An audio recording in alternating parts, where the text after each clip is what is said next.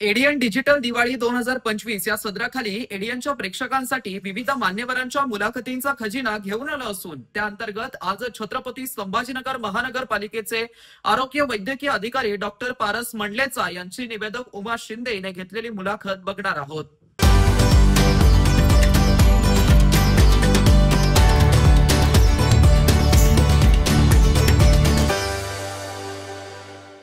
आणि सर्व मेडिसिन वगैरे आमच्याकडे उपलब्ध आहे। जास्तीत जास्त लोकांनी या गोष्टीचा फायदा घ्यायला पाहिजे आणि पूर्ण रेकॉर्ड आमच्याकडे जर एखादी महिला त्याच्या ड्यू डेटला ENC ला जर आली नाही तर आमच्याकडनं कॉल जातो। विविध मोर दॅन 90 हॉस्पिटल्स सध्या एम्पॅनल्ड आहे। त्या हॉस्पिटलला कुणीही जर गरीब व्यक्ती असो कुणीही असो ज्याच्याकडे गोल्डन कार्ड आहे तो जर ऍडमिट झाला तर 5 लाख रुपयापर्यंत त्याला विमा तिथं मिळतो की ज्या एरियामध्ये आरोग्य सुविधा या पावलाच्या अंतरावर कुठल्याही जनतेला उपलब्ध नाही असा एरिया कुठलाही राहिलेला नाही।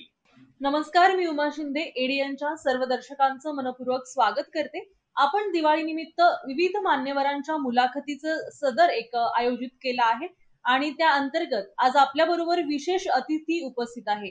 एडियन डिजिटल दिवाळी 2025 या निमित्ताने आपण हा कार्यक्रम घेतोय। तर कोविड मध्ये फ्रंटलाईन वर्कर एक सीमेवरती असतात जे देशाची संरक्षण करतात आणि दुसरे म्हणजे डॉक्टर। असे डॉक्टर पारस मंडलेच्या आज आपल्या बरोबर आहेत ज्यांनी कोविड मध्ये फ्रंटलाईन वर्कर म्हणून संपूर्ण शहराला अत्यंत काळजीपूर्वक सांभाळलं आणि कोविडच्या संकटातून बाहेर काढलं। एवढंच नव्हे तर कोविड पासून सुरू झालेला त्यांचा हा छत्रपती संभाजीनगर मधील कार्यकाळ ते आजपर्यंत विविध योजना आणि त्यांनी संपूर्णपणे यशस्वी केला आहे। तर सर सर्वप्रथम मी तुमचं एडियन मध्ये स्वागत करते आणि तुम्हाला दिवाळीच्या मनपूर्वक शुभेच्छा एडियनच्या वतीने देते। आपल्या परिवाराला पण महानगरपालिकेतर्फे दिवाळीच्या हार्दिक शुभेच्छा। धन्यवाद सर। सर आपण आपल्या मुलाखतीला सुरुवात करूयात आणि केंद्र शासनाची जी निक्षय मित्र आणि टीबी मुक्त भारत अभियान आहे तर ते संपूर्ण देशभरात सध्या राबवलं जातंय। तर आपल्या छत्रपती संभाजीनगर मध्ये त्या अनुषंगाने महानगरपालिकेच्या वतीनं काय उपाययोजना करण्यात आल्या आहे? टीबी मुक्त अभियान जे आहे जसं की माननीय आपले लाडके पंतप्रधान महोदय यांनी 2025 पर्यंत भारत देश हा टीबी मुक्त झाला पाहिजे या दृष्टीने ज्या काही सर्व स्तरावर उपाययोजना आहेत त्याचे इन्व्हेस्टिगेशन आहे ट्रीटमेंट फॅसिलिटी आहे। तर हे जे अभियान आहे या अभियानामध्ये मेन उद्देश जो आहे तो म्हणजे वनरेबल जे काही पॉप्युलेशन आहे त्या पॉप्युलेशनची फास्ट ट्रॅकवर आणि रॅपिडिटीनी आणि मोठ्या प्रमाणावर स्क्रीनिंग करणं आहे। तर त्या दृष्टीने महानगरपालिका छत्रपती संभाजीनगर आरोग्य विभाग माननीय आयुक्त तथा प्रशासक जी श्रीकांत सर यांच्या मार्गदर्शनाखाली आम्ही जे हे वनरेबल पॉप्युलेशन जे आहे या जिल्ह्यामध्ये महानगरपालिका क्षेत्रामध्ये उदाहरणार्थ आपलं जे हर्सुलचं जेल आहे त्या ठिकाणी कंटिन्युअस आम्ही 1 महिना आमची portable X-ray machine 2 X-ray technician सर्व ठेवून जे काही सर्व तिथले प्रिझनर्स आहेत जे काही पॉप्युलेशन आहे वनरेबल पॉप्युलेशन मध्ये ते येतात त्या सर्वांचे एक्सरे आम्ही काढलेले आहेत तिथले स्पुटम सॅम्पल्स आम्ही घेतलेले आहेत आणि ज्या ज्या गोष्टी जिथं जिथं काही पॉझिटिव्ह आढळलंय त्याचा ते फॉलोअप करून आम्ही त्यांना ट्रीटमेंटच्या दृष्टीने तर या शहरामध्ये जेवढे काही स्लम्स आहेत त्या स्लम्स मध्ये आम्ही पोर्टेबल एक्सरे मशीन घेऊन जाऊन त्या स्लम मधले जे काही वनरेबल पॉप्युलेशन आहे त्या पॉप्युलेशनचे एक्सरे काढलेले आहेत त्यांचे स्पुटम सॅम्पल ब्लड सॅम्पल पूर्ण इन्व्हेस्टिगेशन केलेलं आहे। तसंच माननीय पंतप्रधान महोदयांच्या वाढदिवसानिमित्त 17 सप्टेंबर ते 2 ऑक्टोबर या कालावधीमध्ये स्वस्थ नारी सशक्त परिवार या अभियानाचं लॉन्चिंग झालं होतं। तर महानगरपालिकेतर्फे आपण पूर्ण महानगरपालिका क्षेत्रामध्ये 65च्या वर कॅम्प आम्ही पूर्ण अरेंज केलेले आहेत आणि सर्व कॅम्प मध्ये सर्व ठिकाणी जे काही ब्लड इन्व्हेस्टिगेशन आहेत, एखादी नारी जर सशक्त असेल तर तिचा परिवार हा स्वस्थ असेल नारी तर तिचा परिवार हा सशक्त राहू शकतो. त्यासाठी पूर्ण या अभियानामध्ये आम्ही सर्व जे काही फिमेल त्याबरोबर मेल पेशंट सुद्धा आले होते. तर एक दोन तपासण्या नाही तर ऑल स्पेशालिटी डॉक्टर आम्ही उपलब्ध केले होते त्या कॅम्पसाठी. आणि त्या ठिकाणी गायनेकोलॉजिस्ट होते, ENT वाले होते, सायकॅट्रिस्ट होते, पीडियाट्रिशियन होते, फिजिशियन, कार्डिओलॉजिस्ट आणि ऑल नेसेसरी इन्व्हेस्टिगेशन हे आम्ही करून घेतलेले आहेत. आणि ज्याच्यामध्ये ज्या काही आम्हाला फॉलोअप साठी ज्या काही हे आढळलेले आहेत त्या दृष्टीने कुणाला जर पुढे सर्जरी लागत असेल, कुणाला पुढे अजून जास्तीचे इन्व्हेस्टिगेशन लागत असतील, त्याची पूर्ण लाईन लिस्ट आम्ही मेंटेन केलेली आहे आणि ते सुद्धा आम्ही पुढे आता करत आहोत. जी सर, आपण मूळ विषयावरती येऊयात. जो आपला निक्षय मित्र ही स्कीम आहे, ही योजना आहे, तर त्या निक्षय मित्र योजनेमध्ये नेमका काय फायदा जनतेला होतो? निक्षय मित्र ही जे संकल्पना आहे, माननीय राष्ट्रपती महोदय, माननीय पंतप्रधान महोदय आणि सेंट्रल टीबी डिव्हिजन यांच्याकडनं हे जे काही आपल्या इथले लोकप्रतिनिधी आहेत, ऑफिसर्स आहेत, त्या सर्व लोकांनी हे जे काही ऑन ट्रीटमेंट पेशंट असतात टीबीचे, त्या पेशंटला दत्तक म्हणून घ्यायचं असतं आणि त्या पेशंटला 6 महिन्याचं प्रोटीन रिच डाएट ज्याला म्हणतो आपण, ते प्रोटीन रिच अन्नधान्याची जी बास्केट आहे ती त्यांना एव्हरी मंथली द्यायची असते. त्याच्यासाठी सर्वांनी पुढाकार घेणं गरजेचं आहे. भरपूर लोकप्रतिनिधींनी कोणी 100, कोणी 200, कोणी 50, कोणी 10, 20 वगैरे असे पेशंट दत्तक घेतलेले आहेत. आम्ही सुद्धा आमच्या ऑफिसर लेवलला माननीय आयुक्तांनी परिपत्रक काढून सर्व ऑफिसर्सला सुद्धा हे घेण्यास सांगितले होते. भरपूर महानगरपालिकेच्या ऑफिसर्सनी सुद्धा हे निक्षय मित्र ते झालेले आहेत आणि त्याचा खूप फायदा या सर्व पेशंटला झालेला आहे. जी सर, आपण पाहतोय की शासनाकडनं सर्वसामान्य लोकांसाठी, जनतेसाठी विविध योजना राबवल्या जात आहेत, ज्यामध्ये त्यांचा उपचार मोफत केला जातो. तर अशा कोणत्या योजना आहेत ज्याचा लाभ सर्वसामान्य नागरिक घेऊ शकतात? राज्य शासन आणि केंद्र शासनातर्फे हे जे काही गव्हर्नमेंट हॉस्पिटल आहेत, महानगरपालिकेचे हॉस्पिटल्स आहेत, त्यामध्ये सर्व विलाज आणि त्याला बरोबर इन्व्हेस्टिगेशन, त्याच्यानंतर त्याची ट्रीटमेंट ही जी आहे अगदी मोफत दिल्या जाते.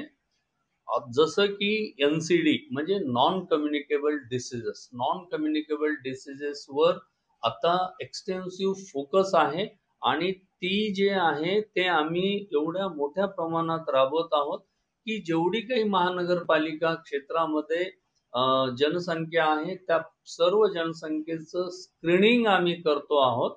आणि त्याच्यामध्ये जे काही हायपरटेन्सिव्ह पेशंट आहे, जे काही डायबिटिक पेशंट आहेत, तर त्यांच्यासाठी आपण इथं मेडिसिन उपलब्ध करून दिलेलं आहे. आणि आम्ही पाहतो आहोत की जे काही पॉकेट एक्सपेन्सेस त्या पेशंटचा प्रायव्हेट फार्मसीवरनं मेडिसिन घेऊन जो काही पॉकेट एक्सपेन्स होत होता तो आता बंद झालेला आहे. याच्यासाठी की ते मेडिसिन आमच्याकडे अवेलेबल आहे आणि प्रत्येक महिन्याला आम्ही त्या पेशंट एकदा एनरोल झाला, हायपरटेन्सिव्ह एकदा पेशंट डायबिटिक एनरोल झाला तर त्याला प्रत्येक महिन्याचं मेडिसिन आम्ही त्यांना देत आहोत. आणि अशाच पद्धतीने महानगरपालिकेच्या वतीने आभा कार्ड आणि गोल्डन कार्ड ही एक संकल्पना आहे, ती नेमकी काय आहे? तर मागच्या 1 ते 1.5 वर्षापासून महानगरपालिका छत्रपती संभाजीनगर आरोग्य विभाग हे गोल्डन कार्ड, PMJY कार्ड काढण्यासाठी विविध स्तरावर विविध कॅम्प्स आतापर्यंत आम्ही भरपूर मोहिमा राबवलेल्या आहेत. रिसेंटली 2 दिवसापूर्वीची म्हणजे जी की आमची महिनाभर मोहीम राबवली आम्ही, ज्याच्यात की 57,000 कार्ड आम्ही PMJY कार्ड काढले. तर प्रत्येक वॉर्ड लेवलला आम्ही PMJY कार्डचे कॅम्प्स अरेंज केलेले आहेत. त्याच्यामध्ये आमच्या आशाताई, MPW, आमच्या स्टाफ नर्स, ANM सर्वजण या ठिकाणी PMJY कार्ड काढता आहेत. हे जे गोल्डन कार्ड आहे हे केंद्र शासनाच्या संकल्प म्हणजे केंद्र शासनाकडनं जो काही 5 लाख रुपयाचा विमा त्या फॅमिलीला कुठलाही रुग्ण जर आजारी पडला तर तो मिळू शकतो. त्याच्यासाठी आपल्या शहरातील विविध मोर दॅन 90 हॉस्पिटल्स सध्या एम्पॅनल्ड आहे. त्या हॉस्पिटलला कुणीही जर गरीब व्यक्ती असो, कुणीही असो, ज्याच्याकडे गोल्डन कार्ड आहे, तो जर ऍडमिट झाला तर 5 लाख रुपयापर्यंत त्याला विमा तिथं मिळतो. तर या अनुषंगाने मला सर्व जनतेला हे आवाहन करायचं आहे. आरोग्य विभाग डे टू डे आम्ही कॅम्प अरेंज करतोय. आम्ही सोसायटीमध्ये कॅम्प अरेंज करतोय. सोसायटीवाल्यांना आम्ही तिथं सांगतोय, सर्व सोसायटीवाल्यांना जमा करून तिथले आम्ही काढून देतोय. वॉर्डमध्ये कॅम्प अरेंज करतोय. आम्ही गव्हर्नमेंट ऑफिसेसला कॅम्प अरेंज करतोय. तसंच आता जे काही प्रायव्हेट हॉस्पिटल आहेत त्या प्रत्येक प्रायव्हेट हॉस्पिटलच्या ठिकाणी सुद्धा, जसं एक MIT हॉस्पिटलला आम्ही तिथं चालू केलंय, तिथल्या लोकांना आम्ही प्रशिक्षण दिलंय की कसं गोल्डन कार्ड काढायचं. तर प्रत्येक हॉस्पिटलच्या डाटा एंट्री ऑपरेटरला उद्या आम्ही इथं प्रशिक्षण ठेवलेलं आहे, त्यांना पत्र दिलेलं आहे. त्याचा मागचा उद्देश हा आहे की प्रत्येक ठिकाणी गोल्डन कार्ड नॉट नेसेसरी की आरोग्याची टीमच जाऊन काढेल, तर त्यांच्या लेवलला त्यांनी त्यांच्या पूर्ण स्टाफचे, त्यांच्याकडे येणारे सर्व पेशंटचे नातेवाईक यांचं त्यांनी गोल्डन कार्ड तिथल्या तिथं जनरेट करायला पाहिजे. त्या कारणाने पूर्ण जनतेला ही जी योजना आहे या योजनेचा जास्तीत जास्त लाभ मिळेल. त्याचप्रमाणे आभा कार्ड आहे. आभा कार्ड सुद्धा म्हणजे आम्ही मागच्या 1.5 वर्षापासून आभा कार्ड जनरेट करायचे विविध कॅम्प लावलेले आहेत. पण आता जे आम्ही करतोय तर ते थोडं वेगळं असं आहे की आम्ही एक्सटेन्सिव्ह लेवलचं सर्व लोकांचं प्रशिक्षण घेतलं आणि त्यामध्ये आरोग्य विभागातल्या शिपायापासून ते ऑफिसर पर्यंत सर्वांना आम्ही ट्रेनिंग दिली आहे. हाऊ टू क्रिएट आभा card, how to create PMJY card. तर आमच्या इथला ऑफिसर, आमच्या इथला एम्प्लॉई, तो ड्युटीवर असो, त्याच्या घरी असो, त्याच्या एरिया गल्लीत असो, जिथं कुठं असेल, त्यांनी त्याच्या ओळखीचे, त्याच्या शेजाऱ्या पाजाऱ्याचे जे काही आहेत लोक, त्यांचं ते आभा कार्ड बनवतायत, त्यांचं ते PMJY कार्ड बनवतायत. एका दिवसामध्ये 8 ते 9 हजार आभा कार्ड आम्ही एका दिवसामध्ये सध्या बनवत आहोत. दिस इज द म्हणजे सर्वांना आम्ही सामावून ह्याच्यामध्ये घेतलं आहे आणि सर्व जनतेला माझी कळकळीची विनंती आहे, ही जबाबदारी एकट्या आरोग्य विभागाची नाहीये, तर ही जबाबदारी प्रत्येकाची आहे. आपण जिथं राहतो स्वतःच आपलं व्हायला पाहिजे, माझ्या शेजाऱ्या पाजाऱ्यांचं व्हायला पाहिजे, माझ्या फॅमिलीचं व्हायला पाहिजे आणि प्रत्येकाला काढता यायला पाहिजे. या दृष्टीने आम्ही हे सर्वांना प्रशिक्षण देऊन एक्सटेन्सिव्ह मुवमेंट करून मॅक्झिमम कार्ड बनवण्याच्या दृष्टीने आरोग्य विभाग सध्या काम करत आहे. जी नक्कीच. यासह आपला दवाखाना आणि आरोग्यवर्धिनी ही एक संकल्पना सध्या प्रचलित आहे आपल्या छत्रपती संभाजीनगर महापालिकेच्या परिसरामध्ये. तर ती नेमकी काय आहे? Arogyavardhini urban health and wellness centre ही केंद्र शासनाची योजना आहे. त्याला फंडिंग केंद्र शासनाकडनं होतं. आपला दवाखाना हिंदू हृदय सम्राट बाळासाहेब ठाकरे आपला दवाखाना हे राज्य शासनाकडनं फंडेड आहे. छत्रपती संभाजीनगर महानगरपालिका या ठिकाणी 53 आरोग्यवर्धिनी या मंजूर आहेत. त्यापैकी 43 आरोग्यवर्धिनी आजच्या डेटला फंक्शनिंग आहेत आणि ज्या 10 आहेत त्या 10 येत्या 15 दिवसात फंक्शनिंग होणार आहेत. तर यामध्ये आणि आपला दवाखाना हे जे आहे महानगरपालिका क्षेत्रामध्ये 22 मंजूर आहेत, 16 सध्या फंक्शनिंग झालेले आहेत. तर हे सर्व आपला दवाखाना आणि आरोग्यवर्धिनी हे जे आहे ते पूर्ण स्लम एरियामध्ये स्थापन केलेले आहे आणि त्याचा टायमिंग सुद्धा जो आहे दुपारी 12 वाजल्यापासून रात्रीच्या 8 वाजेपर्यंत असा त्याचा टायमिंग आहे.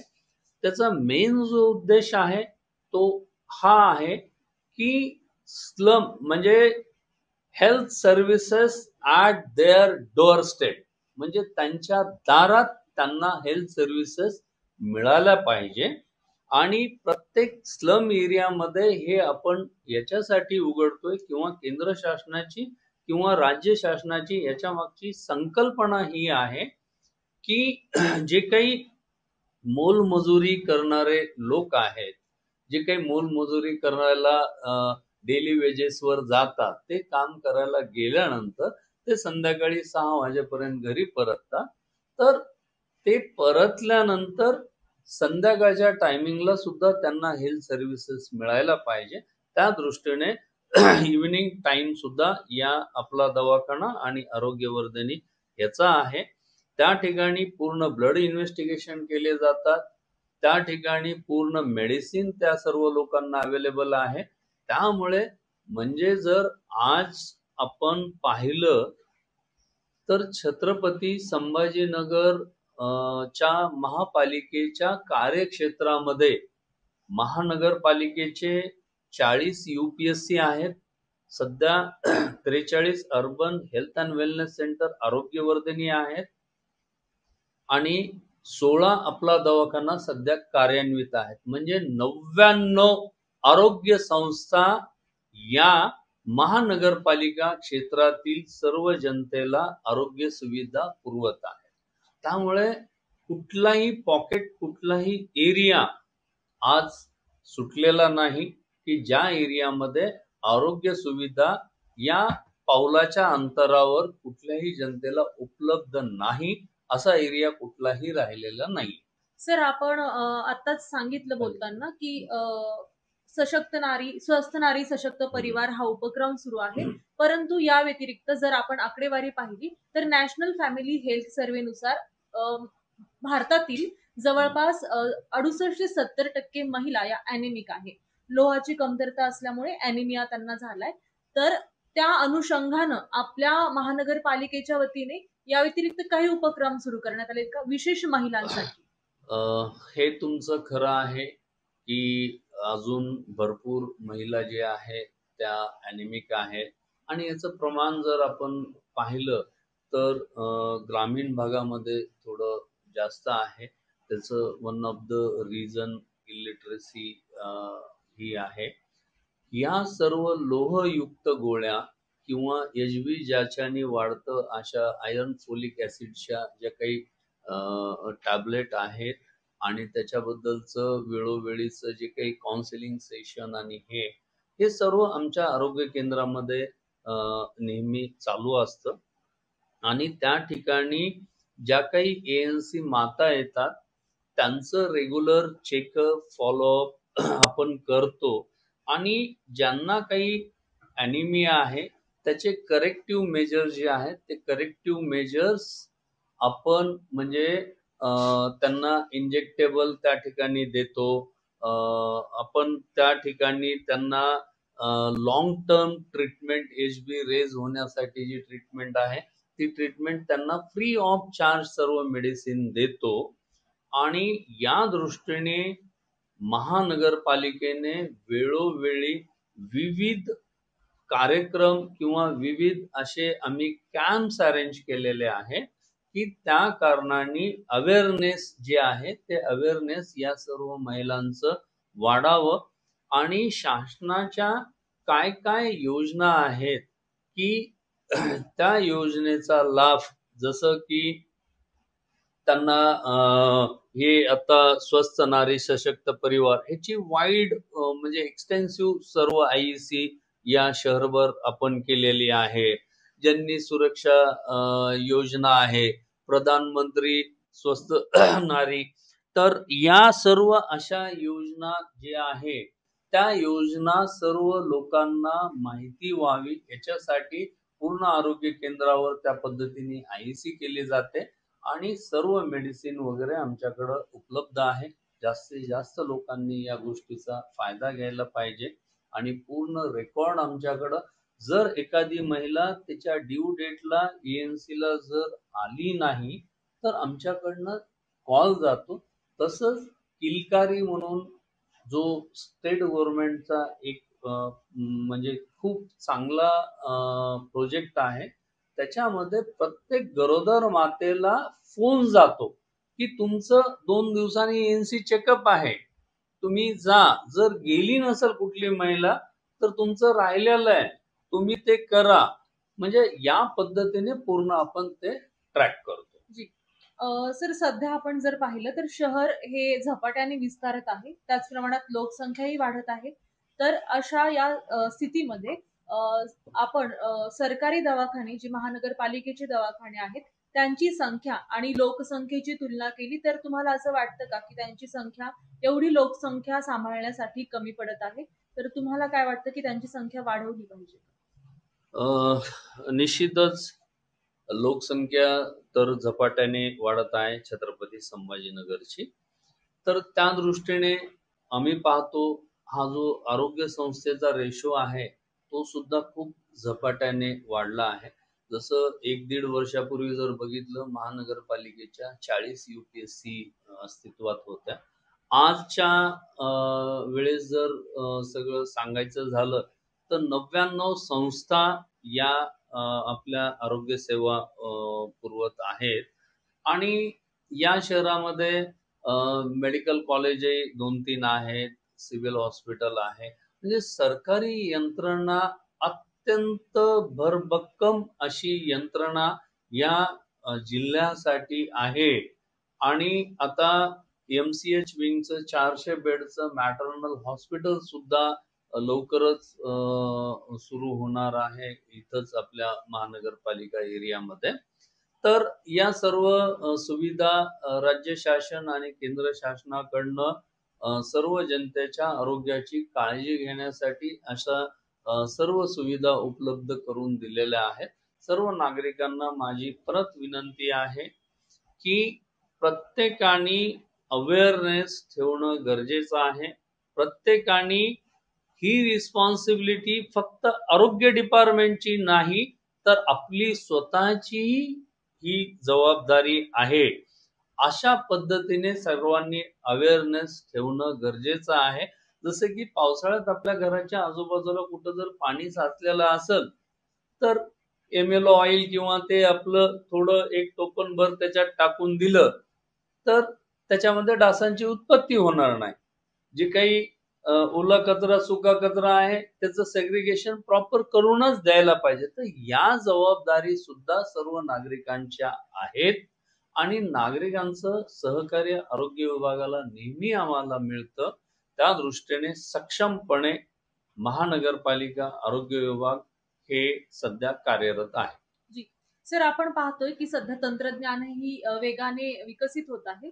तर आपल्या महानगरपालिकेच्या आरोग्य व्यवस्थेमध्ये तंत्रज्ञानाचा काय उपयोग नवीन करून घेण्यात येत आहे?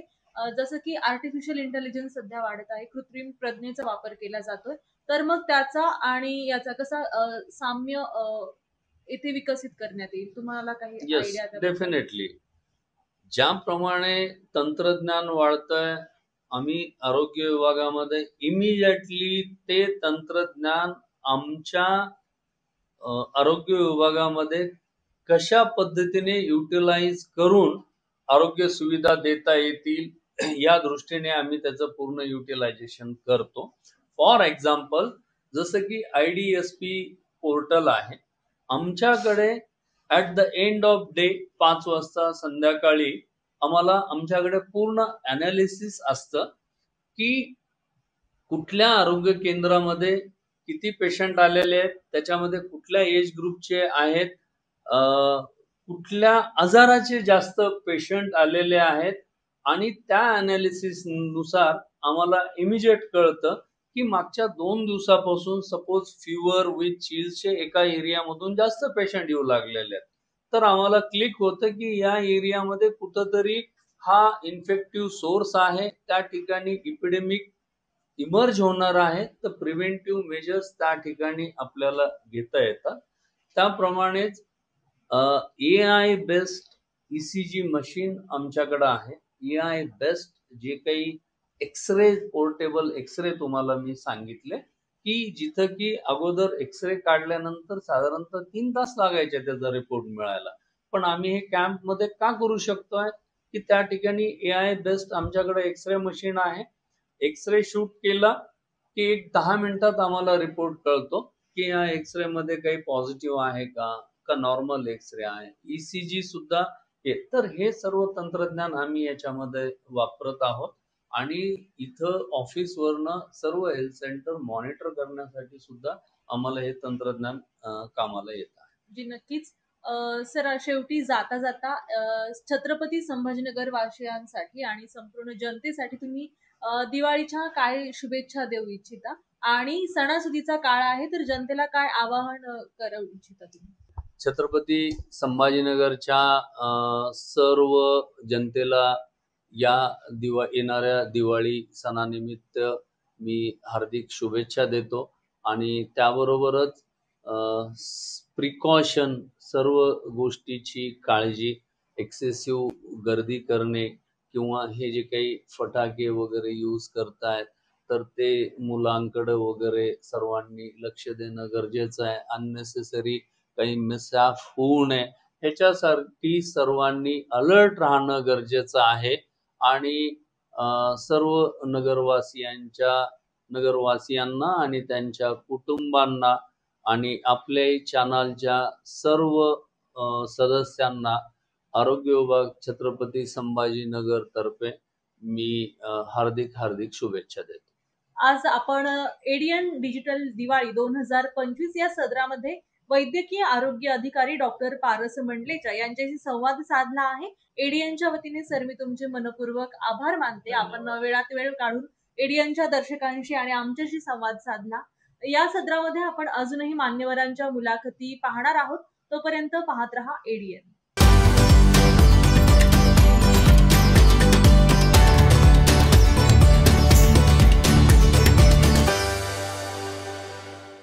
शहरवासियांना एक सुवर्ण संधी. तुम्ही एखादा व्यवसाय करताय का?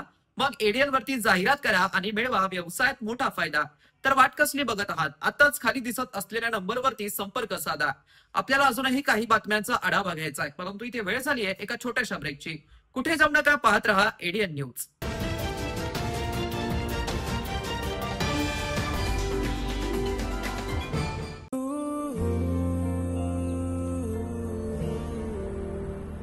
हाय, इथे शिफ्ट होतेस?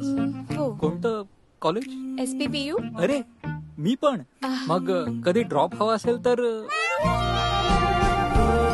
मम्मी आणि तुझी प्रोफेसर सुद्धा. प्रोफेसर?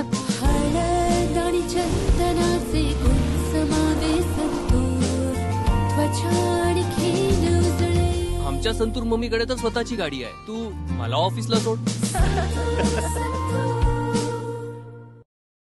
बाळा, ती चंदन लेपाने बनलेली संतूर अगरबत्ती लाव बरं. तुमच्या भक्ती इतकी शुद्ध, अस्सल चंदन लेपाने बनलेली संतूर अगरबत्ती. दिवाळी निमित्त सर्व नागरिकांना खूप खूप शुभेच्छा. ही दिवाळी सुख, समृद्धी, आरोग्य द्यावे, चांगले जावे हे माझ्यातर्फे, माझ्या परिवारातर्फे व माझ्या शैक्षणिक संस्थेतर्फे सर्वांना दिवाळीच्या खूप खूप शुभेच्छा. मी डॉक्टर मोहम्मद मजर अनवर खान, अध्यक्ष कोहिनूर शिक्षण संस्था, औरंगाबाद, संभाजीनगर. नमस्कार, मी नम्रता संभेराव.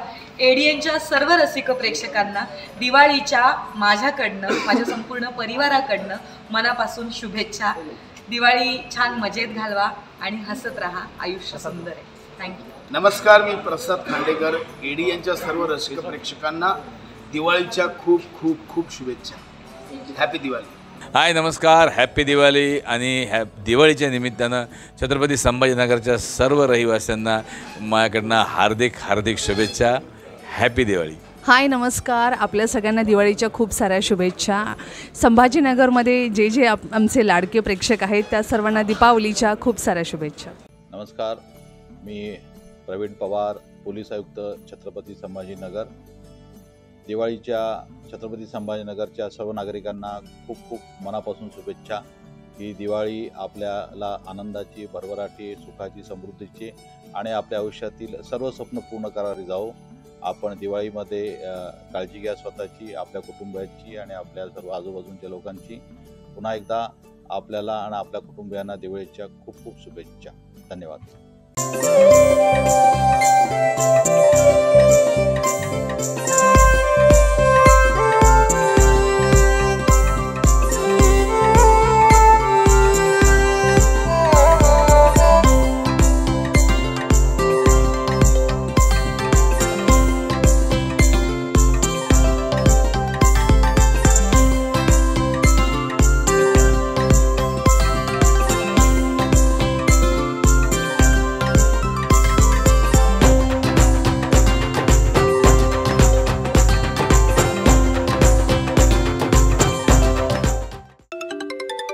हॅलो, नमस्कार आमदार साहेब, मी पैसे वाढवा इन्व्हेस्टमेंट बँक मधून बोलतोय. आम्ही तुमचे पैसे 10 पटीने वाढवू शकतो. आम्ही तुम्हाला ग्रुपमध्ये ऍड केलंय आणि प्रूफ पण पाठवलंय, चेक करा.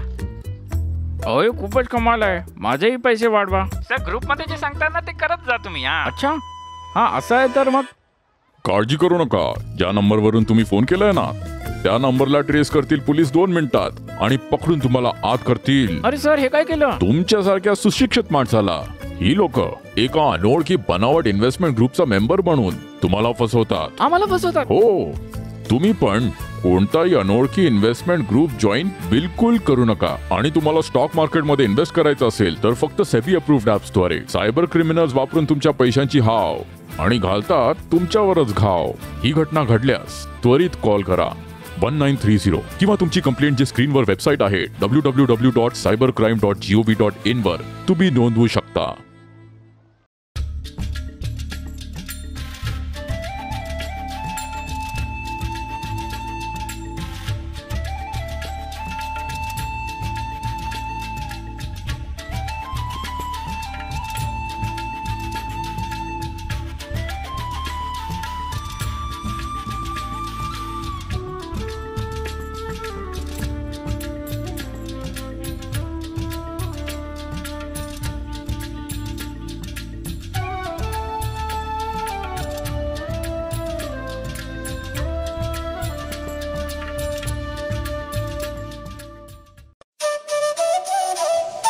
मराठवाड्यातील अग्रगण्य मंडप डेकोरेटर्स म्हणजेच जाधव मंडप डेकोरेटर्स तसेच केशर सुपर मार्केट यांच्याकडून धनत्रयोदशी निमित्त व दीपावली निमित्त तुम्हा सर्वांना मंगलमय शुभेच्छा. शुभेच्छुक श्री रखमाजी जाधव, केशर प्रतिष्ठान.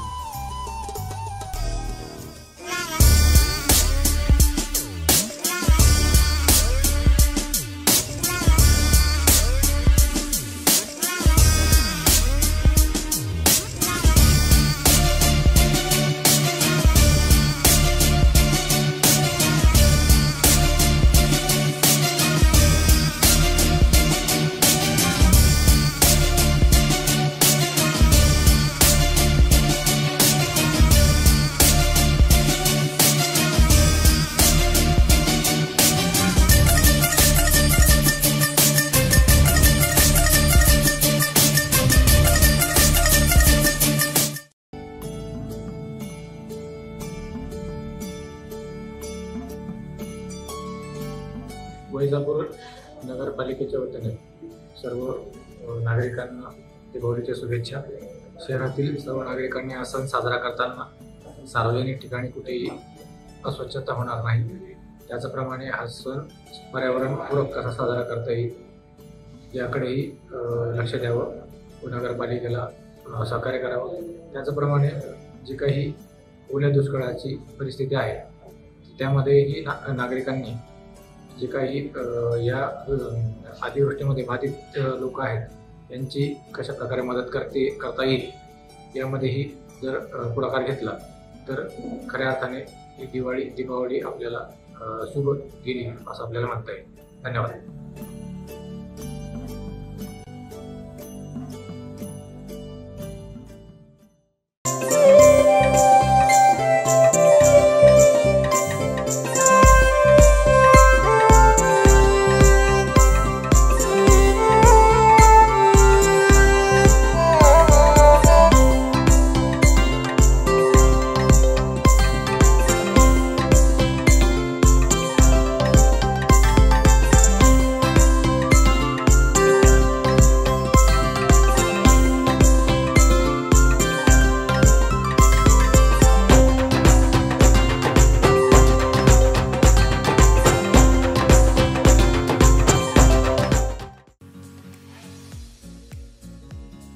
आपण मुळव्यात, फिशर, भगंदर किंवा पायलोनोडल सायनसच्या त्रासाने त्रस्त आहात का? शौचा वाटे होणारा रक्तस्राव किंवा बऱ्या न होणाऱ्या जखमांमुळे हैराण झाला आहात का? आता ऑपरेशनची भीती आणि वेदनादायी त्रासाला म्हणा कायमचा निरोप. छत्रपती संभाजीनगर येथील सुप्रसिद्ध एम्स हॉस्पिटलमध्ये कन्सल्टंट लेझर आणि laparoscopic surgeon doctor Virendra Jaiswal घेऊन आले आहेत अत्याधुनिक लेझर उपचार. निओव्ही 1470 या प्रगत लेझर तंत्रज्ञानामुळे आता शक्य आहे विना कापाकापी आणि विना टाके उपचार. रक्तस्राव नाही आणि वेदनाही अगदी कमी. उपचारानंतर काही तासातच घरी परतण्याची सोय आणि आजार पुन्हा होण्याचा धोकाच नाही. मुळव्यात, फिशर, व्हेरिकोज व्हेन्स अशा अनेक आजारांवरती खात्रीशीर उपचार, तेही आता सवलतीच्या दरात. मग आता त्रास सहन करत बसू नका. आजच फोन करा आणि निश्चिंत व्हा. पत्ता AIIMS hospital, plot number 20, N11 CIDCO, Jalgaon road, Jadhavwadi सिग्नलजवळ, छत्रपती संभाजीनगर. संपर्क 93 70 59 09 73. एम्स हॉस्पिटल, आता आपल्या आरोग्याची काळजी घेण्यासाठी सदैव तत्पर. हॅलो, आपण कंबोडियामध्ये कॉल सेंटर जॉबसाठी सिलेक्ट झाला आहात आणि जॉईनिंग पुढच्या आठवड्यात. इतक्या लवकर? तर विजा पण? अरे, टुरिस्ट विजावर जाऊन ट्रेनिंग सुरू करा. वर्क विजा मिळेलच तिथे. ट्रेनिंग मध्ये तोबा मला डान्स शिकवणार. डान्स? कंबोडिया गेल्याबरोबर माझा पासपोर्ट डिस्काउंट घ्याल, गुलामी करून घ्याल, सायबर अपराध करून घ्याल, तर मी तर तोबाच करीन ना. मी नाही फसणार. कित्येक नकली एजंट विदेशी नोकरीचे आमिष दाखवून आपल्याला फसवतात. म्हणून नेहमी विदेश मंत्रालयाद्वारे व्हेरीफाय एजन्सीज निवडा आणि सगळे डॉक्युमेंट चांगल्या प्रकारे चेक करा. अशा फसव्या कॉलची तक्रार इथे करा. थांबा, विचार करा आणि ऍक्शन घ्या.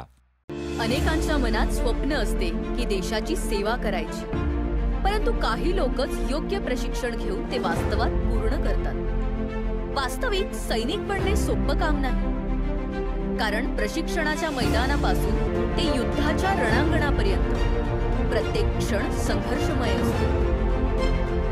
फक्त जो इमानदार, समजूतदार असेल आणि ज्याची इच्छाशक्ती प्रबळ असेल, असाच व्यक्ती या क्षेत्रात टिकू शकतो. प्रत्येक वर्षी अनेक परीक्षार्थ्यांना यश प्राप्त होते, ते फक्त आणि फक्त गरुडचे पकॅडमी. पंख आम्ही देतो, उंच भरारी तुम्ही घ्या.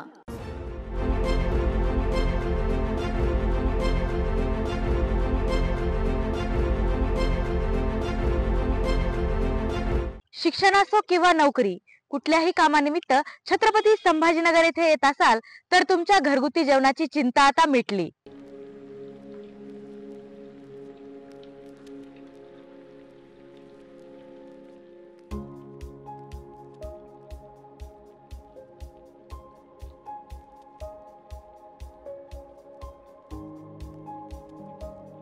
नमस्कार, मी पूजा दातार. मी रुचिरा स्वयंपाकघर सुरू करून 15 वर्ष झाली. सुरुवातीला रुचिरा स्वयंपाकघर सुरू करताना माझी आवड म्हणून सुरू केलं, पण त्याचं व्यवसायात हळूहळू रूपांतर झालं. रुचिरा स्वयंपाकघर हे स्वतःच्या जागेत 2009 पासून संभाजीनगर खडकेश्वर येथे सुरू आहे. तेथून मला अनेक साऱ्या ऑर्डर्स मिळत गेल्या. एका मोठ्या शाळेचं मला कॉन्ट्रॅक्ट मिळालं होतं. मी रोज 2200 लोकांना जेवण देत होते 5.5 वर्ष. नंतर मी पूर्ण कॉन्सन्ट्रेशन रुचिरा स्वयंपाकघर खडकेश्वर येथे केलं. तेथील फीडबॅक म्हणाल तर सगळी मेडिकलची मुलं जे घरापासून दूर राहतात त्या लोकांना आपल्या घरासारखं जेवण रुचिरामध्ये मिळतं असं प्रत्येकजण आनंदाने सांगत असतो मला. आणि मी तर म्हणते की तुम्ही ते पे करून जेवता, पण ते म्हणतात की नाही, पे हा भाग वेगळा आहे, पण आमच्या शुभेच्छा आणि सदिच्छा जास्त महत्त्वाच्या आहेत. तसंच रुचिरा स्वयंपाकघरात आपण आपल्या घरच्यासारखं अन्नधान्य निवडून, भाज्या निवडून, अतिशय स्वच्छता राखून स्वयंपाक करतो. स्वयंपाकात घरगुती मसाले 80% वापरले जातात. माझा कटाक्ष क्वालिटी मेंटेन करण्यावर असतो, त्यामुळे मी किराणा जास्तीत जास्त चांगल्या क्वालिटीचा आणते. तसंच भाजीपाला जाधव मंडईतून आणते, त्यामुळे ताजा स्वच्छ भाजीपाला मिळतो. त्यामुळे आपल्या स्वयंपाकाची चवही उत्तम राखता येते आणि आरोग्यपूर्ण स्वयंपाक होतो. घरगुती जेवणाच्या चवीसाठी एकदा अवश्य भेट द्या रुचिरा स्वयंपाकघर येथे. मस्त मास्क पहना रे तूने. Thank you sir. वो जान बचाने के लिए पहनना पड़ता है ना सर. रेडीमेड है या टेलर मेड है? ऑनलाइन ऑर्डर किया है सर. एक और है ना सर. देना. बहुत मस्त लगे आपको. ये ना सर.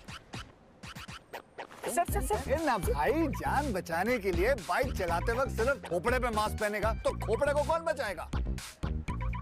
समझ गया सर. हेलमेट ऑनलाइन ऑर्डर कर, वरना हमेशा के लिए ऑफलाइन हो सकता है. Okay sir. ये ले. चल हम ये भी ऑनलाइन भर दे. हेलमेट पहने, ट्रैफिक नियमों का पालन करे, जिंदगी के सफर को सुरक्षित रखे.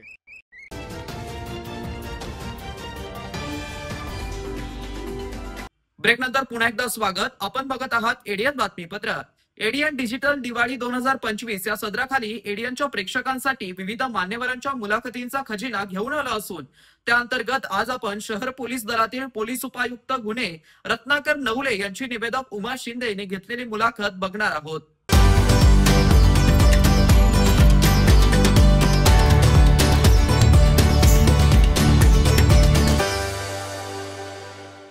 नमस्कार, मी प्रवीण पवार, पोलीस आयुक्त छत्रपती संभाजीनगर. दिवाळीच्या छत्रपती संभाजीनगरच्या सर्व नागरिकांना खूप खूप मनापासून शुभेच्छा. ही दिवाळी आपल्याला आनंदाची, भरभराटी, सुखाची, समृद्धीची आणि आपल्या आयुष्यातील सर्व स्वप्न पूर्ण करणारी जाओ. आपण दिवाळीमध्ये काळजी घ्या स्वतःची, आपल्या कुटुंबाची आणि आपल्या सर्व आजूबाजूच्या लोकांची. पुन्हा एकदा आपल्याला आणि आपल्या कुटुंबियांना दिवाळीच्या खूप खूप शुभेच्छा. धन्यवाद.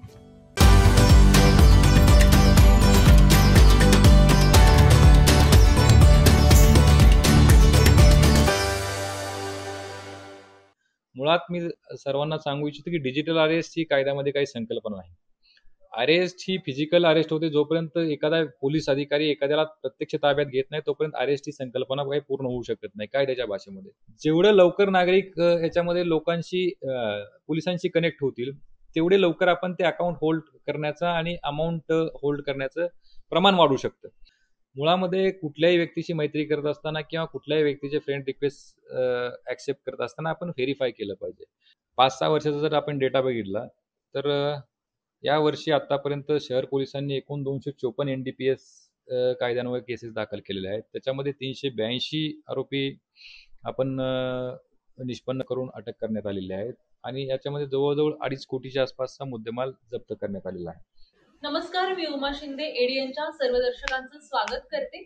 एडियन डिजिटल दिवाळी 2025 या विशेष कार्यक्रमाअंतर्गत आपण विविध मान्यवरांच्या मुलाखती तुमच्यासाठी घेऊन येत आहोत. याच कार्यक्रमात आज आपल्या बरोबर आहेत छत्रपती संभाजीनगरचे गुन्हे शाखेचे पोलीस उपायुक्त रत्नाकर नवले सर. सर, मी तुमचं एडियनच्या संपूर्ण दर्शकांच्या वतीने मनपूर्वक स्वागत करते आणि तुम्हाला दिवाळीच्या खूप खूप शुभेच्छाही देते. नमस्ते. आपणालाही आपल्या सर्व दर्शकांना पोलीस विभागाच्या मार्फतीनं दिवाळीच्या खूप खूप शुभेच्छा. धन्यवाद सर. चर्चेला सुरुवात करताना सर्वप्रथम मला विचारायला आवडेल की सध्या आपण पाहतोय समाजामध्ये सोशल मीडियाचं खूप प्रचलित झालीये. व्हॉट्सअप, फेसबुक, इंस्टाग्राम यांच्याशिवाय कुठलंही काम सध्या होत नाहीये. इन्फ्लुएन्सर्स वाढले आहे, परंतु याची दुसरी बाजू जर आपण बघायला गेलो तर सोशल मीडियाच्या मार्फत आर्टिफिशियल इंटेलिजन्सचा वापर करून विविध फ्रॉड करण्यात येत आहे. तर असे कोणत्या पद्धतीचे फ्रॉड सध्या गुन्हेगार वापरत आहेत? सर्वप्रथम सर्व दर्शकांना हे सांगू इच्छितो की ऑक्टोबर हा महिना महाराष्ट्र शासन किंवा गृह विभागामार्फत, केंद्र शासनाच्या मार्फत, पोलीस विभागाच्या मार्फत सायबर जनजागृती महिना म्हणून साजरा केला जात आहे. याच्यामध्ये बेसिकली संकल्पना अशी आहे की लोकांमध्ये डिजिटल किंवा सायबरच्या माध्यमातून जे फ्रॉड होतात त्या फ्रॉड विषयी माहिती मिळावी आणि लोकांनी याविषयी जागरूक व्हावं. याच्यामध्ये जागरूकता हाच मोठा उपाय आहे आणि जागरूक नागरिक हाच खरा या फ्रॉडपासून वाचू शकतो. त्यामुळे आपल्या प्रश्नाला अनुषंगानं मला हे सांगावंसं वाटेल की साधारणपणे सायबरच्या याच्यामध्ये फ्रॉडचे टाईप्स वेगवेगळे असू शकतात, परंतु त्याच्यामध्ये आपल्याकडे सायबर शाखेला आलेल्या तक्रारीचं जर स्वरूप आपण बघितलं तर साधारण डिजिटल अरेस्ट आपण बऱ्याच ठिकाणी ऐकलंय. तो त्या पद्धतीने एक लोकांना फसवलं जातं. त्याच पद्धतीने एक चुकीचे किंवा बनावट ऍप्लिकेशनच्या माध्यमातून लोकांच्या पैशावर डल्ला मारला जातो. त्याचबरोबर टास्क फ्रॉड असतो की तुम्हाला काहीतरी सांगितलं जातं की तुम्ही एवढे लाईक्स करा किंवा गुगल रिव्ह्यू करा. या संदर्भात टास्क फ्रॉड नावाचा एक प्रकार आहे. त्याचबरोबर शेअर मार्केट जे की आपण बघत असाल की बऱ्याच वेळा आपल्याला दिसतं की चुकीचे ऍप्स, चुकीच्या लिंक्स, फेक ऍप, फेक लिंकच्या माध्यमातून लोकांना प्रवृत्त केलं जातं. त्याचबरोबर जे मिडलमॅन असतात, ॲडवायझर असतात, इन्व्हेस्टमेंट ॲडवायझर, त्यांची ऑथेंटिटी नसते आणि ज्या गोष्टी शक्य नाही आहेत म्हणजे जेणेकरून तुम्हाला 20%, 50%, 30% अशा पद्धतीचा परतावा मिळवून देतो आणि एक क्षणिक मोहापायी काही नागरिक त्याच्यामध्ये बळी पडतात. तर शेअर मार्केटच्या संदर्भातही काही फ्रॉड होतात.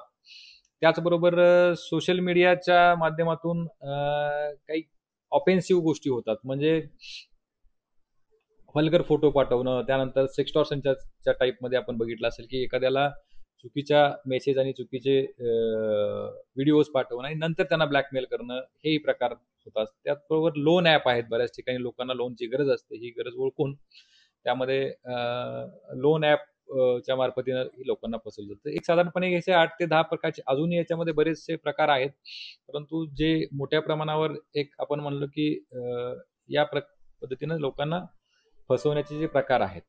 सायबर गुन्हे ज्याप्रमाणे घडत आहेत त्याप्रमाणेच समाजामध्ये जे प्रसिद्ध अधिकारी असतील, वरिष्ठ अधिकारी असतील, यांच्याही नावाचा, यांचे अकाउंट, फेसबुक प्रोफाईल तयार करून त्यामार्फत खंडणी मागण्याचा प्रकार सध्या पाहायला मिळतोय.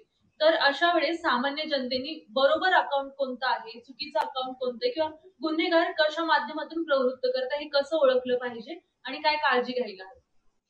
मुळामध्ये आपला जो प्रश्न आहे की काही अधिकारी किंवा समाजातील प्रसिद्ध व्यक्तींच्या नावाने लोकांना डिजिटल अरेस्टच्या माध्यमातून फसवले गेल्याची काही उदाहरणं घडलेली आहेत. मुळात मी सर्वांना सांगू इच्छितो की डिजिटल अरेस्ट ही कायद्यामध्ये काही संकल्पना नाही. अरेस्ट ही फिजिकल अरेस्ट होते. जोपर्यंत एखादा पोलीस अधिकारी एखाद्याला प्रत्यक्ष ताब्यात घेत नाही तोपर्यंत अरेस्ट ही संकल्पना काही पूर्ण होऊ शकत नाही कायद्याच्या भाषेमध्ये.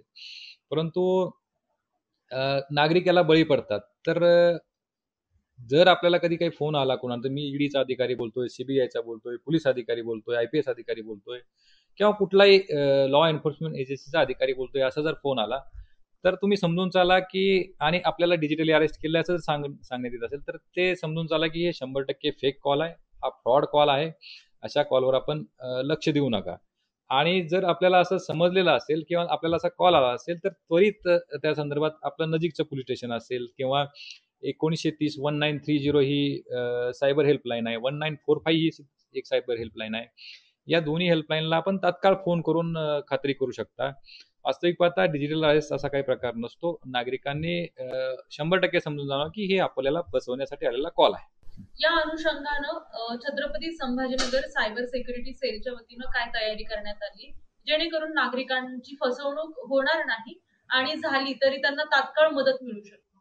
आपल्या सायबर सिक्युरिटी किंवा सायबर सेल मार्फत त्याचबरोबर प्रत्येक पोलीस स्टेशनला काही ट्रेंड सायबरचे अंमलदार आहेत. या एकंदरीत पूर्ण संभाजीनगर शहर पोलिसांच्या मार्फतीनं आपण वेळोवेळी जनजागृतीचे कार्यक्रम आयोजित करत असतो की जेणेकरून लोकांना हे माहीत व्हावं. त्याचबरोबर ज्या तक्रारी येतात आपल्याकडं सायबर शाखेकडे आणि पोलीस स्टेशनकडे, त्या तक्रारीच्या माध्यमातून जे काही फ्रॉड झालेला असेल तर त्याच्यातली मॅक्झिमम अमाऊंट आपण ते ब्लॉक करणं, होल्ड करणं आणि ती अकाउंट त्या तक्रारदाराला परत मिळावी ह्यासाठी प्रयत्न केले जातात. मला सांगायला हे वाटेल की मागच्या 1 वर्षभरामध्ये आपण जवळजवळ 4 कोटीच्या पेक्षा जास्त अमाऊंट आपण होल्ड केलेली आहे आणि 1,23,00,000च्या आसपास अमाऊंट आपण लोकांना रिफंड केलेली आहे. जेणेकरून याच्यामध्ये तक्रार मी एवढंच सांगेन की जेव्हा आपल्याला समजून जातं की आपल्या बाबत काही इकॉनॉमिक फ्रॉड झालेला आहे, म्हणजे मग हे मगाशी मी सांगितलेले जे प्रकार आहेत, डिजिटल अरेस्ट असेल, ॲप असेल, शेअर मार्केटच्या माध्यमातून असेल किंवा सोशल मीडिया, OLX या माध्यमातून असेल, तर तात्काळ आपण सायबर शाखेशी, पोलीस स्टेशनशी संपर्क केला पाहिजे. याच्यामध्ये CRP पोर्टल आहे. त्याचबरोबर 1930 ही मगाशी मी सांगितलं 1930 ही सायबर हेल्पलाईन आहे. 1945 आहे. सायबर पोलीस स्टेशन आहे नजीक, इथं संभाजीनगर शहरामध्ये आपल्याकडे एक सायबर पोलीस स्टेशन आहे. आपल्या हद्दीतलं पोलीस स्टेशन आहे. जेवढं लवकर नागरिक याच्यामध्ये लोकांशी पोलिसांशी कनेक्ट होतील, तेवढे लवकर आपण ते अकाउंट होल्ड करण्याचा आणि अमाऊंट होल्ड करण्याचं प्रमाण वाढू शकतं. डिले झाल्यानंतरनं मग ते अमाऊंट आहे ना फिल्ट्रेट होत राहते बऱ्याचशा अकाउंटमध्ये. मग त्या गोष्टी थोड्या अवघड जातात. त्यामुळे नागरिकांना आव्हान आहे की जेव्हा आपल्याला समजेल की आपण फसवलं गेलेलो आहे, तेव्हा तात्काळ आपण हेल्पलाईनशी आणि सायबर पोलिसांशी संपर्क साधा. याबरोबर आपण पाहतो की महिला हा नेहमी एक सेन्सिटिव्ह विषय राहिलेला आहे आपल्या Okay. समाजासाठी आणि सगळ्यांसाठी. तर आता मुलींचंही सोशल मीडिया वापरण्याचं प्रमाण आपल्याला बरंचसं पाहायला मिळतं. समाजामध्ये महिलांची संख्याही जास्त आहे. तर अशा वेळेस महिलांनी नेमकी सायबर फ्रॉडला जर झाला तर किंवा त्यांची सायबर हरासमेंट होत असेल तर काय काळजी घ्यायला हवी? मुळामध्ये म्हणजे मगाशी मी सांगितलं की सायबर फ्रॉडमध्ये किंवा एक डिजिटल फ्रॉडमध्ये एक 2-3 गोष्टी येतात. म्हणजे एक तर इकॉनॉमिक फ्रॉड होतो किंवा सोशल मीडियाच्या माध्यमातून ऑफेन्स किंवा आपल्या बाबतीत एखादा गुन्हा केला जातो. तर इकॉनॉमिक फ्रॉडच्या बाबतीत मी आपल्याला सांगितलं की आपल्यासोबत झालं, एकतर होऊ नये म्हणून आपण काळजी घेतली पाहिजे आणि कुठल्याही मोहाला, कुठल्याही भूलथापांना डिजिटली बळी न पडलं पाहिजे. आणि दुसरा प्रश्न आपण महिलांच्या बाबतीमध्ये स्पेसिफिकली विचारलेला आहे की महिलांच्या बाबतीत असा गुन्हा झाला तर आपण काय केलं पाहिजे. तर मी परत एकदा सांगतो की सोशल मीडियाच्या माध्यमातून महिलांना फ्रेंड रिक्वेस्ट पाठवणं, त्यानंतरनं बरेचसे आपण बघितलं की वधूवर सूचक मंडळ असतात किंवा त्याला काय म्हणू शकतो आपण, मॅट्रिमोनियल साइट्स, त्या माध्यमातून पण फसवलं जातं. मुळामध्ये कुठल्याही व्यक्तीशी मैत्री करत असताना किंवा कुठल्याही व्यक्तीचे फ्रेंड रिक्वेस्ट ऍक्सेप्ट करत असताना आपण व्हेरीफाय केलं पाहिजे. कारण या डिजिटल युगामध्ये बऱ्याचशा गोष्टी, तुमच्या समोर आलेला चेहरा हा खरंच तो चेहरा आहे का, त्याच्यामागे काहीतरी एखादा गुन्हेगाराचा चेहरा लपलेला आहे, या गोष्टी आपण थोड्याशा व्हेरीफाय करून घेतल्या पाहिजे.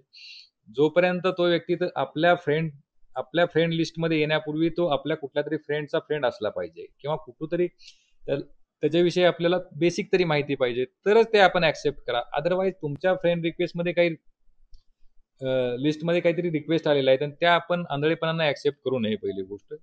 त्याचबरोबर आपला जो मोबाईल आहे त्या मोबाईलमध्ये काही अननोन लिंक येतात, म्हणजे वेगवेगळ्या ऍपच्या माध्यमातून किंवा आपण जस्ट सर्फ करत असताना पर्यंत.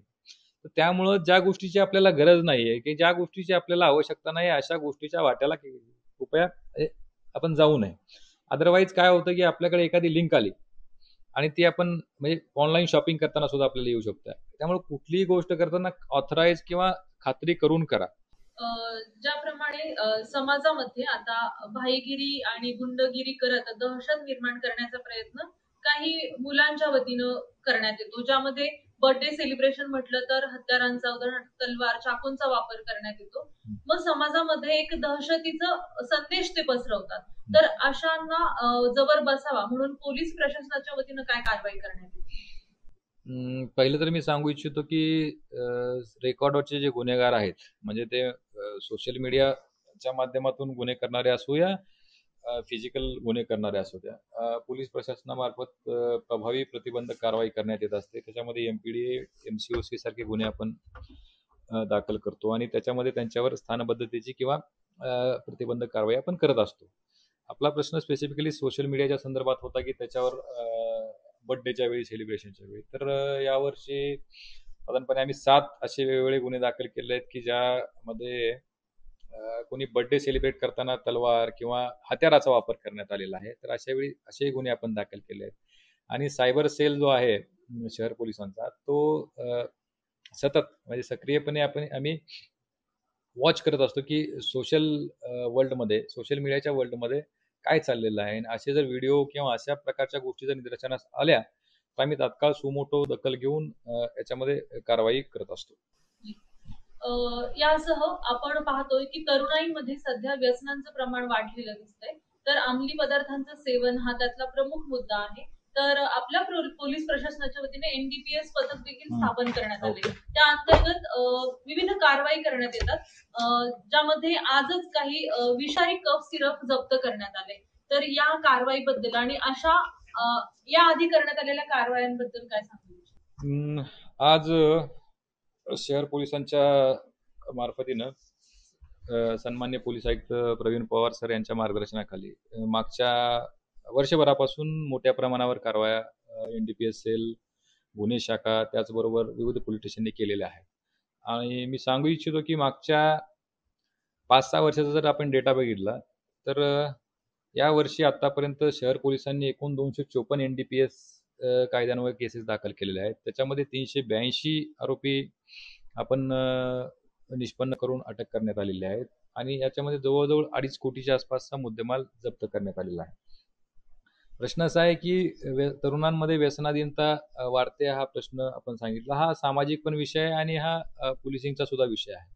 याच्यामध्ये पालकांनी आणि तरुणांना आव्हान आहे की आपण व्यसन किंवा या बाबतीपासून दूर राहायला पाहिजे. राहिला प्रश्न याच्यामध्ये जे वर्किंग सिंडिकेट आहेत किंवा वर्किंग क्रिमिनल आहेत यांच्या बाबतीमध्ये नेहमी पोलीस विभागाच्या मार्फतीनं कारवाई करण्यात येत असतात. मागच्या वर्षीच्या जर कारवाई आपण बघितल्या 2024 मध्ये 146 कारवाया होत्या. यावर्षी आपण 250 गुन्हे दाखल केलेले आहेत. जवळजवळ ही दुप्पटीनं कारवाई आपण करतो आहोत. म्हणजे शहर पोलिसांच्या मार्फतीनं या नेटवर्कमध्ये असणारा प्रत्येक जण कुणी का असेना, मग तो त्यांना सिम्पथाइज करणारा असू द्या, त्यांना आश्रय देणारा असू द्या, त्यांना याना त्या मार्गे मदत करणारा असू द्या, या प्रत्येकावर नजर ठेवण्यात येत आहे. आणि जेणेकरून या शहरातील तरुण असेल किंवा इतर लोकांना गुन्हेगारीच्या म्हणण्यापेक्षा व्यसनाधीनतेच्या खाईत लोटणारी ही जी टोळी आहे, ह्या सर्व टोळ्यांचा पर्दाफाश करण्यासाठी शहर पोलीस सक्रिय आहे. नक्कीच. यासह आपण पाहतोय की शहराचा झपाट्याने विस्तार होत चाललाय, लोकसंख्येतही वाढ होती आणि लोकसंख्या वाढली तर आपसुकच गुन्हेगारीतही वाढ होती. तर मग हे गुन्हे उघडकीस येण्याचं प्रमाण नेमकं कसं आहे, तुम्हाला काय वाटतं? गुन्हे उघडकीस येण्याचं प्रमाण जे असतं ते बॉडी ऑफेन्सेस मध्ये 98% आसपास, 99% आसपास गुन्हे उघडकीस येतात. प्रॉपर्टी ऑफेन्सेस मध्ये गुन्हे उघडकीस येण्याचं प्रमाण दरवर्षी जे असतं यावर्षी ते प्रमाण निश्चितपणे शहर पोलिसांच्या मार्फतीनं चांगलं आहे. प्रश्न हा आहे की शहराच्या विकासासोबत जो लॉ अँड ऑर्डरचा जो मुद्दा आहे, कायदा आणि सुव्यवस्था व्यवस्थित असली पाहिजे. तर शहर पोलीस या विकसित होणाऱ्या शहराच्या गरजा आणि विकसित होणाऱ्या शहराच्या नागरिकांमध्ये सुरक्षिततेची भावना निर्माण व्हावी यासाठी शहर पोलिसांचे विविध सेल आहेत. म्हणजे दामिनी पथक आहे, त्यानंतर अँटी नार्कोटिक सेल आहे, सायबर सेल आहे, विविध पोलीस स्टेशन आहेत. यांच्या माध्यमातून लोकांमध्ये सुरक्षिततेची आणि सुव्यवस्थेची भावना निर्माण व्हावी. वाहतूक विभाग आहे, लोकांना या सर्व विभागाच्या माध्यमातून अधिक चांगल्या सेवा देता याव्या आणि विकसित होणाऱ्या शहरासाठीचे जे बेसिक पोलिसिंग आहे आणि बेसिक जी लॉ अँड ऑर्डरची व्यवस्था ही चांगली राहावी या दृष्टीने शहर पोलिसांच्या मार्फत निश्चितपणे प्रयत्न करण्यात येत. नक्कीच. या चर्चेच्या शेवटी एडियनच्या दर्शकांना आणि संपूर्ण छत्रपती संभाजीनगर शहरवासियांना तुम्ही दिवाळीच्या नेमक्या काय शुभेच्छा देऊ इच्छिता आणि काय आवाहन करू इच्छिता? नमस्कार. मी संपूर्ण शहर पोलीस दलाच्या वतीनं आणि माझ्या व्यक्तिगतरित्या एडियनचे जे आपले सर्व दर्शक आहेत या सर्वांना दिवाळीच्या खूप खूप शुभेच्छा देतो. आपली सर्वांची दिवाळी आरोग्यदायी, आनंदाची आणि समृद्धीची व्हावी. आपल्या पूर्ण परिवाराला, आपल्या सर्वांना पुन्हा एकदा दिवाळीच्या शुभेच्छा. थँक्यू. जय हिंद, जय महाराष्ट्र. एडियन डिजिटल दिवाळी 2025 अंतर्गत आज आपण पोलीस उपायुक्त गुन्हे शाखा छत्रपती संभाजीनगर येथील रत्नाकर नवले सरांशी संवाद साधला.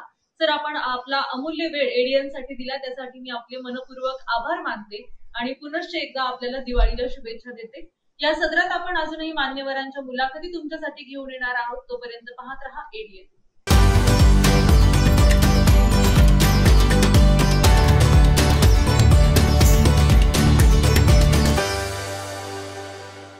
आणि याबरोबरच हे बातमीपत्र इथेच संपलं. पुन्हा भेटूया पुढील बातमीपत्रात. तोपर्यंत पाहत रहा आपल्या हक्काचं बातमीपत्र एडियन न्यूज.